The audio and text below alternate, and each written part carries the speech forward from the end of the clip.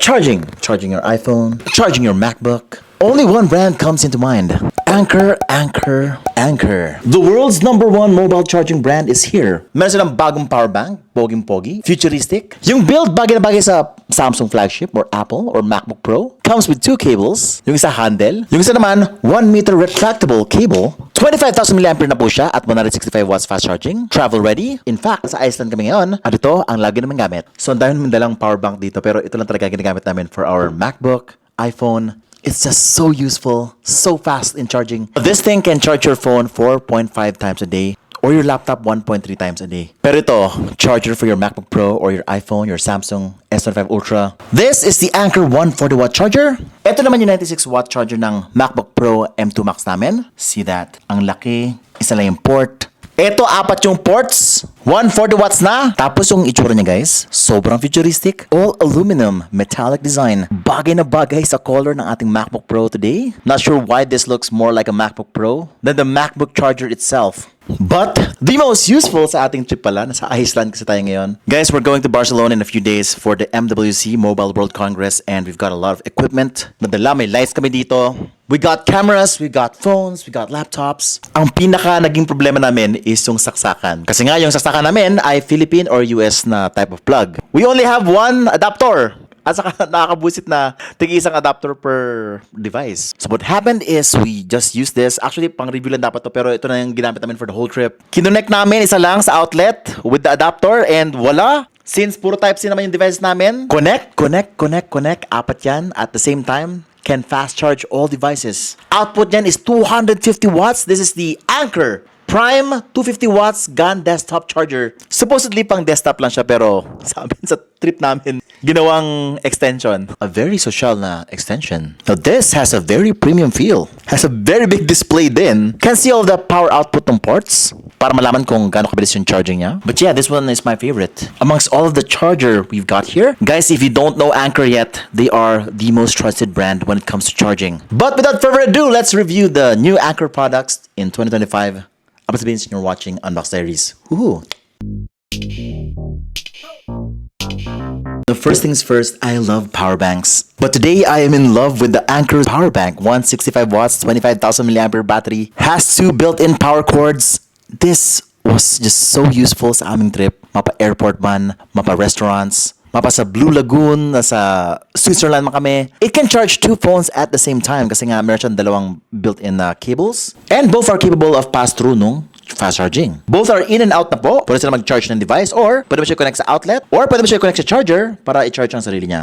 Now, sa box pa lang nakalagay dito, itong power bank daw ay para sa Apple, Samsung, and more. Now, the cable at the side is a 0.72 feet Type-C cable. Also, functions as the handle na rin to pick up your power bank. Pero ito talaga yung sobrang interesting for me. Siguro nag-hiking ka or nasa labas ka, nasa loob ng pouch mo or nasa bag, you can pull it out just like this. This is 2.3 feet in length and it's also retractable. And snaps like that kasi may magnet siya dito. Sabi ni Anker, able to withstand up to 20,000 retractions. IQ3 na po siya, which is patented charging technology ni Anker. And if that's not enough, meron pa siya ang Type-C dito na in and out at isang Type-A na output. In total, it can charge up to 4 devices at the same time. It's got a big power button at the right side. Very nice. And look at this. Meron siyang malaking display dito na meron pang smiley. Siyempre, masaya pa siya kasi meron pa siyang charge. Sa una, mukhang basic lang. It's just a percentage ng kanyang battery life. But if you click it some more, shows the battery temperature. Ayan po. Just in case na nag-overheat na siya. Para safe guys, no? Meron siya parang AI battery temperature regulator, no? Para safe lahat. Kung nag-overheat, can power down a little bit. May naka-high performance mode siya. So, full force siguro pagka kinabit mo sa isang device para mas mabilis mag-charge. But if there's just too much going on, too much heat, can slow down the charging. Meron pa siyang battery health dito, 100% pa sa atin. And yung cycle count pa ng battery is, kita-kita rin dito. Wow! That's very useful. Actually, my wife loves this power bank kasi lagi siya nawawala ng battery and this one just charges her iPhone 16 Pro Max so fast. Parang 30 minutes lang na full charge na po siya. Nagulat siya kasi nga parang sobrang bilis daw ng charging. Like it's the first time ever na nangyari yon sa kanyang phone. And of course, syempre, it's quite compact na rin compared sa mga ibang 25,000 mAh power banks. It is flight ready, airport ready. Papasok naman to sa gate, walang problema. Oh, dito na nga kami sa Europe walang problema. Hindi naman tinapon sa basurahan Iba, tatapon guys, 30,000 mAh. This one, pwede. Also, very fast in charging, 165 watts max output. Syempre, kapag dalawa at the same time, dinidivide niya yung kanyang power output. But I think ito yung pinaka-usage niya. A MacBook Pro. Sounds good. Now with this, ganito lang po yung itsura ng inyong setup. You don't even need a charger. You just need a power bank right here. Then you can work. Oh my God. And it's full charging my laptop. Pwede kaya dalawang kable to? No. That's too much to ask. Guys, ito po yung itsura niya with a cable and charger na MacBook Pro. Good, di ba? Ito na yung itsura niya with just a power bank. Sobrang minimal. Sobrang linis. Sobrang less hassle. And after that, when you're done, boom. Now, speaking of charging your MacBook, this is the one I recommend. Syempre, yung kanyang plug is foldable na rin para mas compact siya sa bag nyo. Ito po yung itsura 96 watt ng charger ng MacBook Pro M2 Max. So large. Isang port lang. Ito naman may 4 na port, 3 Type-C port. Meron siya 2 port na kaya mag-output ng 140 watt. IQ3 fast charging na rin po siya. Tapos yung Type A, meron siyang 33 watts na kayang i-output. At yung isa, yung C3, 40 watts yung kayang i-output for your phones. But mainly, this charger is designed to charge your laptop. Sa itsura pa lang, kamukha niya talaga si MacBook Pro. All aluminum metallic body. Could be the same material from the shape pa lang, guys. So, tinan mo, ka-shape na niya yung mga gilid-gilid ng MacBook Pro. And look at this, tinan mo to Pag kinlik ko tong button, lalabas yung more information, just like the power bank kanina, si Zolo power bank. It will show you more information about each port. Kung ano na yung kanyang charging output right now. Syempre, up to 140 watts lang po to, no? Kapag marami masyado na-connect at the same time, it will divide the output. So, meaning, siguro kung na-max mo yung isang port, baka konti lang lalabas dun sa other ports. Guys, kapag naka-vertical siya ng ganito, hindi mo pinutin yung circle touch button, long press mo lang, tapos ayusin na niya yung display. Oh, by the way, sabi pala ni Anker is kapag mayroon dalawang cable na na-connect dito sa C1 at C2, 70 watts daw sila for each port. And just like the Zolo power bank, meron din siya mga information dito like yung battery percentage, charging output for each port, yung overheating protection niya. Very nice. Now those two were pretty okay, but this one is the real deal. This is the Anker Prime 250 watt GAN desktop charger. Now guys, itsura pa lang. Tinan mo naman yan. The build quality is just so premium, so prime. All aluminum metallic body. It's got a clickable button here at the side. Actually, button and knob po to. Satisfying. It's got a huge 2.26 LCD display at the front. The power port is at the back. This is the power cable.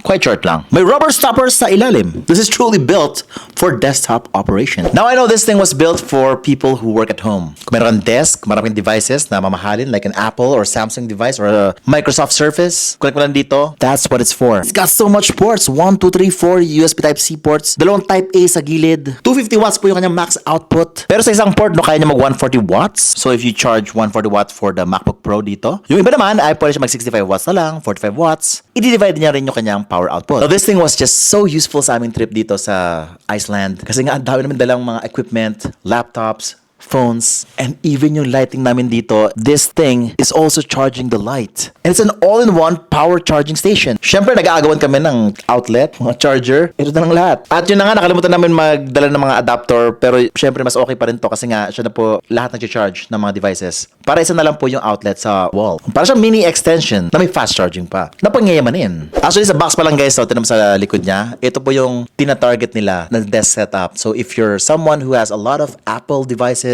meron kang iMac, meron kang Apple AirPods Pro, you got the Apple Magic Mouse, which is naiwan namin sa Philippines. No? Oh, by the way, we have a total of 8 MacBook Pros. We only use MacBook Pros in the office simply because our content workflow is AirDrop. Shoot kami sa iPhone, ng TikTok, AirDrop na lang sa MacBook. All wirelessly. Saves a lot of time. Saves a lot of money just in case we need to buy more stuff just like this. And with that, ito talaga yung kailangan namin sa office namin right now. Something to charge all of our devices at the same time. I could actually buy 3-4 na ganito para sa office namin, which could improve our workflow 10 times. And our electricity bills because it's smarter on choosing the power output. Hindi siya yung parang nakamax siya lagi. By the way, since na-mention ko yung output, no, it's got a big display, 2.62 inch dito. Kapag nag-open siya, ipapakita niya sa'yo kung ano yung wattage per port. Kapag nag-connect ka ng device, ayan po yung tsura niya. Pretty nice. Sobrang advanced ito, no? You can even control the display using this knob right here. You can actually control each port and set kung sino yung priority, no? Syempre, pag nag-connect kayo ng apat dito, ano yung kanyang ipaprioritize dito? Yung pinakamalakas yung output, kung sino ba yung gusto mong i-charge ng pinakamabilis. Meron siyang ganung feature. And sa sobrang advanced niya, pwede mo pa siya connect sa cellphone nyo through Wi-Fi, and it's got its own app. Simply called Anchor app. So, pwede mo i-check siya dito manually, dito sa display na to, or pwede mo siya check sa phone nyo, which is, well, mas maganda yung display.